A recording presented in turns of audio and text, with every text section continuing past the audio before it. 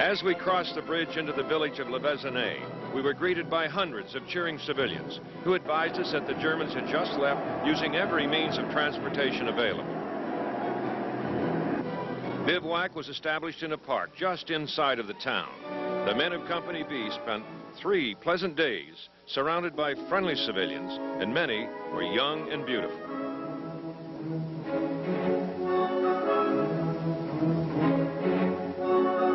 Where I'm standing now is just off the bridge where we crossed the Seine River back in 1944. There's a new bridge there now, but that's the same approach, where about 1,000 local citizens greeted us. And this area here was all park. It's now a parking lot, but there is some park down there. This was a green park, and we bivouacked in here. This was Company B. We were attached to the 113th Cavalry. And we spent about 3 days here before we started moving on to the Belgian border and over to Liège. We had quite a time finding it. While here, another GI and I were invited by local residents to attend a liberation party. It was in this building, which looks to me just as it did 50 years ago.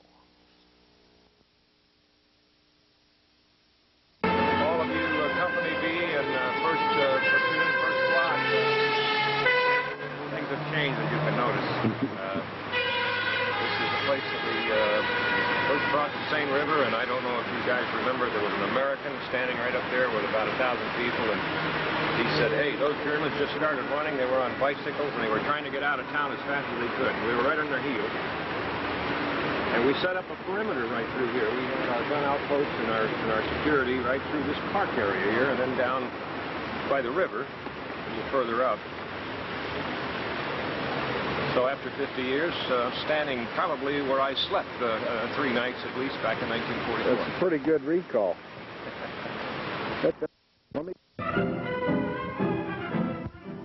At 600 hours on August the 29th, the cavalry began its move northward.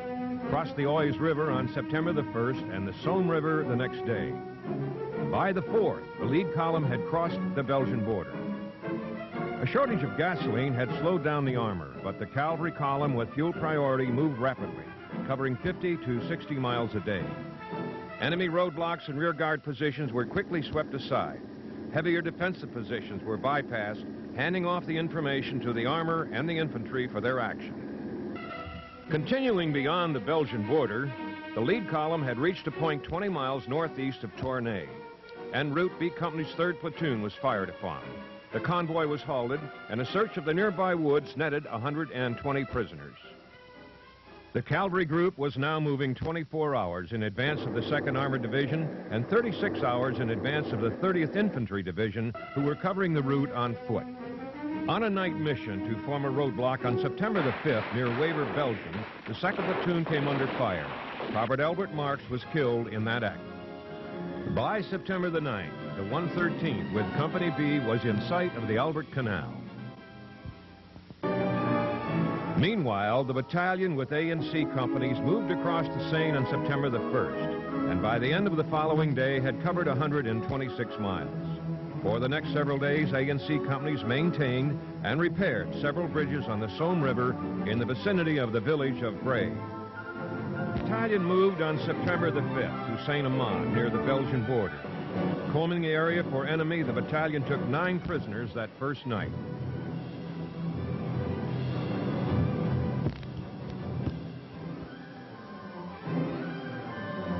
The battalion was in bivouac at Saint-Amand until September the 7th.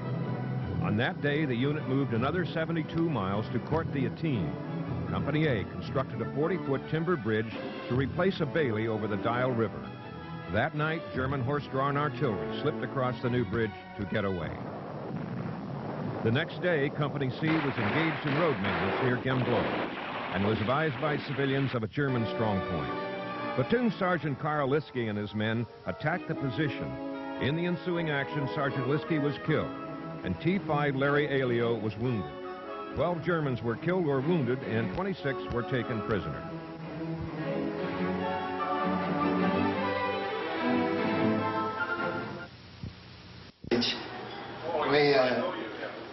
understand that some of our platoon was pinned down by the German soldiers who was firing upon them.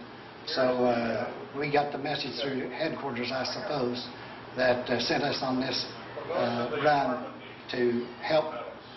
They was calling for medical help because they anticipated several injuries. The way it was, we only had one fatality out there. They called in some heavier artillery, and when they did, the Germans threw up the white flag to surrender.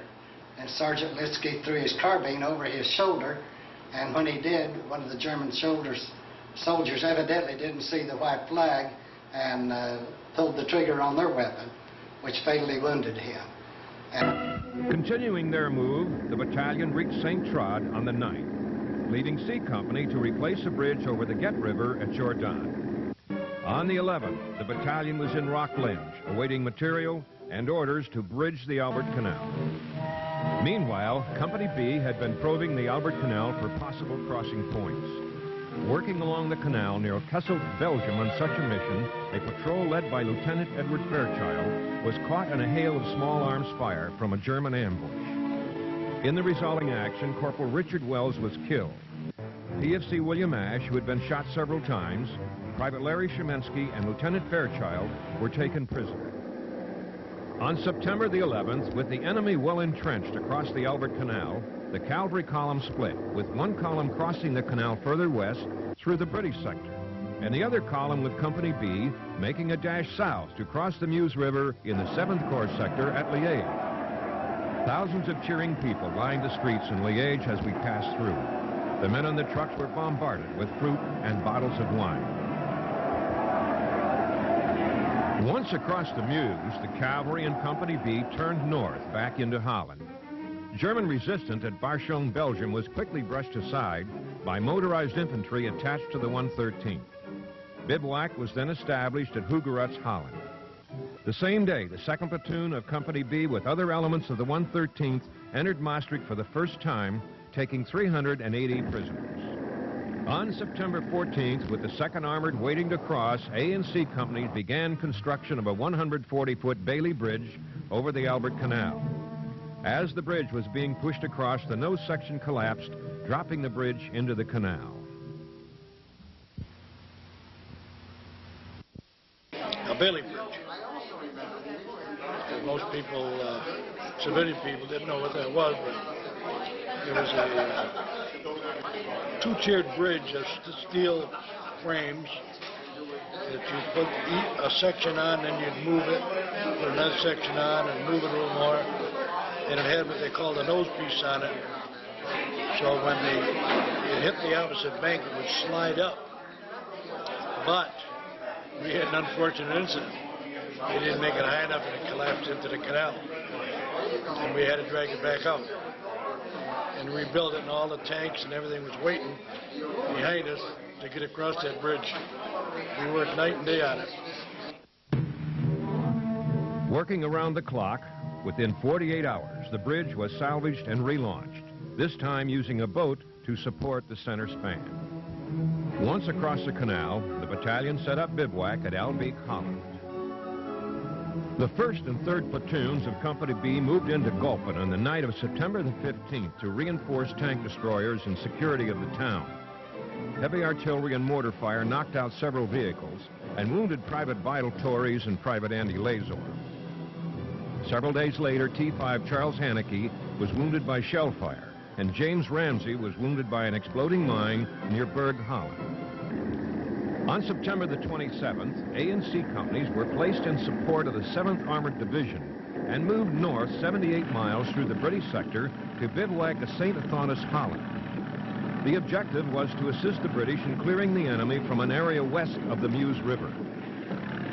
Artillery and mortar fire was heavy. C Company was assigned outpost duty in trenches facing Overland. A Company constructed a dry treadway bridge, removed an enemy minefield, and laid defensive anti-personnel mines.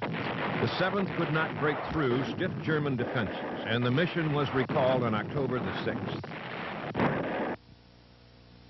We were the squad of men from the division, from the battalion, to lay in any personnel minefield.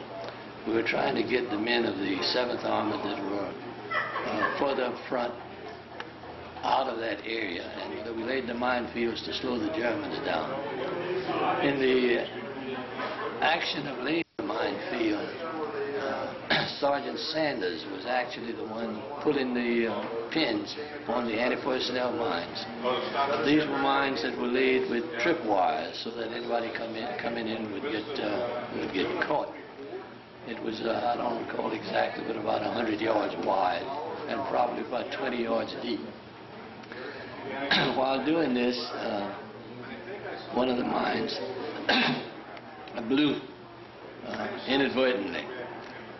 We don't know exactly what happened, but at any rate, probably a faulty mine.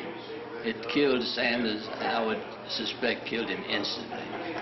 This gave the Germans a good description of exactly where we were, and they started shooting then. Supposedly we had 7th Armored people ahead of us to protect us from Germans coming in, but evidently they had folded back around us, and we were out in front rather than in the back of the 50 caliber or something of that sort.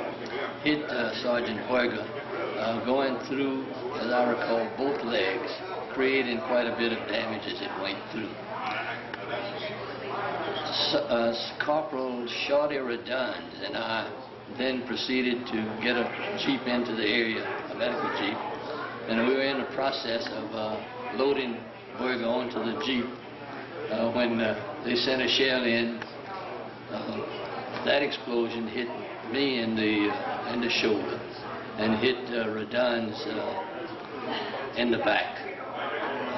Shorty was paralyzed for a short period of time, but by the time the jeep driver got down and I helped him load Berger onto the side of the jeep, Redund's had come to and jumped on the jeep, and off he went. I was left by myself at that time to complete recording the minefield.